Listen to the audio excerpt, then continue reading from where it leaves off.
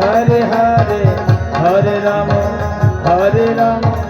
রাম রাম হরে হরে হরে কৃষ্ণ কৃষ্ণ কৃষ্ণ হরে হরে হরে রাম রাম রাম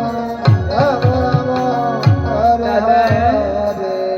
এ দাদা আমার মাতা আমায় বলেছে দাদা এই সাগরের স্ত্রী নাকি আমার গুরুপুত্র হত্যা হয়েছে মধুমঙ্গলে। তবে আমার মন বলছে এই সাগরেই বুঝি হত্যা করেছে রে দাদা। ভাই ডাকো ভাই, সেই সাগরকে ডাকো। তোমার ডাক শোনার সঙ্গে সঙ্গে সাগর ছুটে আসবে তোমার কাছে। ঠিক আছে দাদা, আমি ডাকি।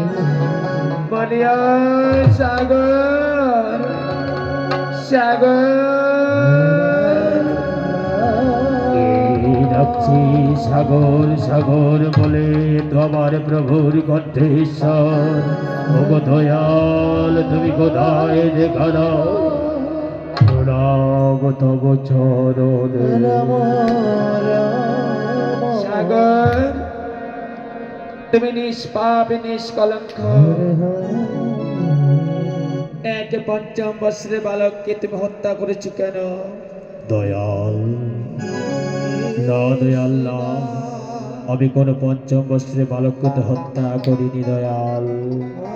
সাগর সংযত হয়ে কথা বলো, মিথ্যা বললেই তোমার সাগরকে আমি বালুর চর করে দেব। বলো তুমি হত্যা করেছো কিনা? দয়াল বিশ্বাস করে দয়াল, তোমার সামনে আমি মিথ্যা বলতে পারি না।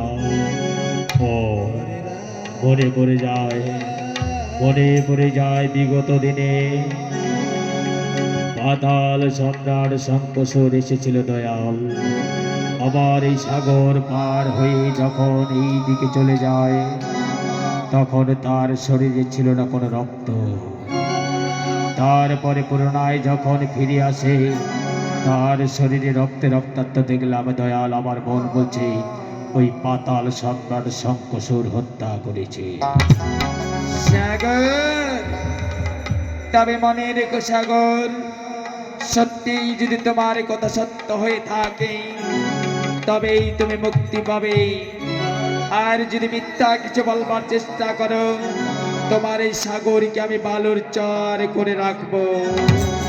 প্রণাম তব চরণে প্রভু, মিথ্যা বললে তুমি তাই করো আমায়। দাদা চলো দাদা, এবার আমরা পাতালেই যাব শঙ্কসুরের কাছে। বেশ ভাই তাই চলো। হরে কৃষ্ণ কৃষ্ণ কৃষ্ণ হরে হরে